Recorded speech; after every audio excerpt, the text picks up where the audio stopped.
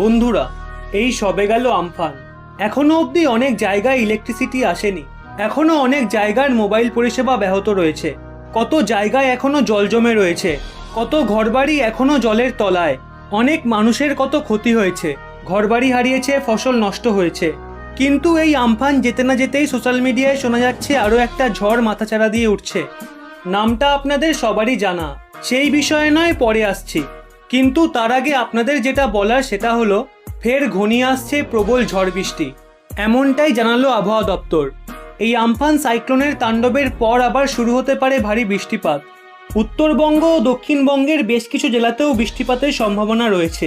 পূর্বালি দক্ষিণা বাতাসের প্রভাবে রাজ্যে প্রচুর জলীয় বাষ্প প্রবেশ করছে, যার জন্য ফের ঝড় বৃষ্টি হতে পারে বলে মনে করছেন আবহবিদরা।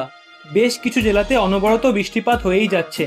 চলতি সপ্তাহে উত্তরবঙ্গের কিছু জেলাতে ভারী বৃষ্টিপাত হবে বলে জানিয়েছে আবহাওয়া দপ্তর। আইএমডি বা ইন্ডিয়ান মেট্রোলজিক্যাল ডিপার্টমেন্ট সতর্কবার্তা দিয়েছে, উত্তর পশ্চিম, মধ্য, পূর্ব ও দক্ষিণ ভারতের বিস্তীর্ণ এলাকাতে তাপমাত্রার পারদ ক্রমশ চড়বে। আবহবিদরা মনে করছেন এই তীব্র উত্তাপের কারণে তাপমাত্রা 40 ডিগ্রি সেলসিয়াস ছাড়াতে পারে।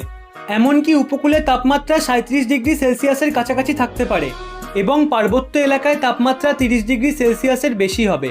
এবার আসি পরবর্তী ঘূর্ণিঝড় নিসর্গে। এই ঘূর্ণিঝড়ের নামকরণ করেছে বাংলাদেশ।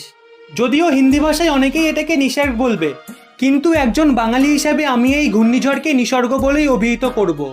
আজ থেকে 1 বছর আগেও কোনো ঘূর্ণিঝড় কবে কোথায় তৈরি হচ্ছে বা তার গতিপথ কোন দিকে তা আগে থেকে জানা সম্ভব ছিল না। কিন্তু আজ সেই খবর আগে থেকেই জানতে পারা যায় ভারতের স্যাটেলাইটের কারণে। এই স্যাটেলাইটগুলির নাম যথাক্রমে কার্টোজার 1, কার্টোজার 2 এবং কার্টোজার 3। এই স্যাটেলাইটগুলির মাধ্যমে আবহাওয়া সংক্রান্ত অনেক খবর আমরা আগে থেকেই জানতে পেরে যাই। আমফান ঘূর্ণিঝড়ের খবরটাও আমরা জেনে গেছিলাম বেশ কিছুদিন আগেই। এই আমফান কোন দিকে এগোচ্ছে, তার গতি কেমন হবে, কতটা ক্ষতি হানবে, সেই সব কিছু আগে থেকেই জানিয়ে দিয়েছিল ওই স্যাটেলাইটগুলি। তাহলে কবে কোথায় তৈরি হচ্ছে ঘূর্ণিঝড় নিসর্গ, কোন কোন দেশগুলি ওর গতিপথের মধ্যে পড়বে, চলুন জেনে নিই।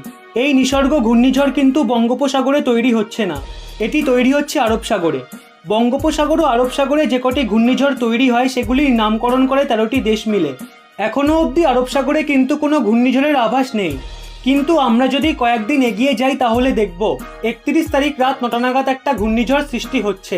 কিন্তু আমরা যদি তার পরের দিন অর্থাৎ 1 তারিখে যাই, তবে দেখতে পাবো ওই অঞ্চলে ঘূর্ণিঝড় বেশ কিছুটা ঘনীভূত হয়েছে। সর্বশেষ আপডেটে আমরা দেখতে পাচ্ছি এই ঘূর্ণিঝড় ভালো রকম ঘনীভূত হয়ে উত্তর পশ্চিম উপকূলের দিকে ধেয়ে যাচ্ছে। এক্ষেত্রে আপনাদের বলে রাখি, আরব সাগরে উৎপন্ন হওয়া ঘূর্ণিঝড়ের শক্তি কিন্তু বঙ্গোপসাগরে উৎপন্ন হওয়া ঘূর্ণিঝড়ের অপেক্ষা অনেকটাই কম।